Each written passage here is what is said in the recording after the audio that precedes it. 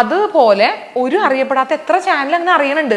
ഞാൻ തന്നെ പല ചാനൽസിനെ പറ്റിയും അറിയുന്നത് റിയാക്ഷൻ വീഡിയോസിൽ കൂടിയാണ്. അപ്പോൾ ആൾക്കാർക്ക് അറിയാം എന്തെങ്കിലും ഒരു നെഗറ്റിവിറ്റിയോ അല്ലെങ്കിൽ എന്തെങ്കിലും ഒരു പ്രശ്നം ഉണ്ടാക്കി കഴിഞ്ഞ് കഴിഞ്ഞാൽ people will take and react.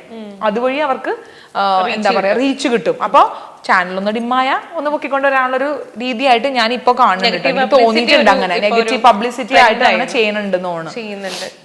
അങ്ങനെ എനിക്ക് ഫീൽ ചെയ്തിട്ടുണ്ട്. ഇപ്പൊ എങ്ങനെയാ ഡിഗ്രി ചെയ്യണം എനിക്കറിയില്ല. എനിക്ക് എത്ര അത് വെച്ചാൽ അത് നമ്മുടെ ചാനലിൽ ചിലപ്പോൾ റീച്ച് ആവുമായിരിക്കും, ഒത്തിരി ആൾക്ക് നമ്മുടെ ചാനലിനെ പറ്റി അറിയാം. പക്ഷെ അതിന്റെ പുറകെ വരുന്ന ഒരു വലിയ സംഭവം നെഗറ്റിവിറ്റി.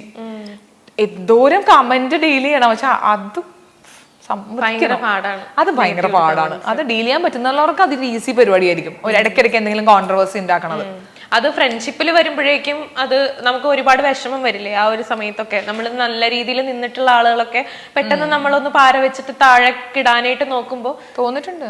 പിന്നെ എന്താ പറയാ, എല്ലാവരും പലതുപോലെയാണല്ലോ, നമുക്ക് അറിയില്ലല്ലോ ഇവരുടെ മനസ്സിൽ. അപ്പൊ എനിക്ക് മനസ്സിലാന്ന് വെച്ചാൽ എന്റെ കൂടെ എന്റെ അടുത്ത് വളരെ ക്ലോസ് ആയിട്ട് സംസാരിച്ച് നമ്മളെ കൊണ്ട് ഞാൻ പേർപ്പസ്ഫുള്ളി പറയാത്ത കാര്യങ്ങൾ എൻ്റെ അടുത്ത് ചിക്കിച്ചകഞ്ഞ് ചോദിച്ചിട്ട് എടുത്തിട്ട് പോയിട്ട് അപ്പുറത്തും ഇപ്പുറത്തും പോയി പ്രശ്നം ഉണ്ടാക്കിയതാണ് എൻ്റെ അടുത്ത്. അപ്പൊ നമ്മൾ പേർപ്പസ്ഫുള്ളി അതിനെ അങ്ങനെ പറ്റി ചിന്തിക്കുകയെ അല്ലെങ്കിൽ അങ്ങനത്തെ ഒരു ടോപ്പിക്ക് ഞാനായിട്ട് എടുത്തിട്ട് ഡിസ്കസ് ചെയ്തൊന്നും അല്ലായിരുന്നു. എൻ്റെ പ്രശ്നം ഉണ്ടായിരുന്ന സമയത്ത് ആ ഒരു പെർട്ടിക്കുലർ ആള് എൻ്റെ അടുത്ത് ഇങ്ങോട്ട് ഭയങ്കര സ്വീറ്റ് ആയിട്ട് സംസാരിച്ചിട്ട് എനിക്ക് ഇങ്ങോട്ട് ടോപ്പിക് ഇട്ടതെന്ന് എനിക്ക് അങ്ങനെ തോന്നിയിട്ടില്ലേ എന്ന് പറഞ്ഞിട്ട് എന്നെ കൊണ്ട് പറിച്ചിട്ട് അവസാനം ഞാൻ പറഞ്ഞു എന്നാക്കിയിട്ടായി വേറെ അടുത്ത് പറഞ്ഞത്.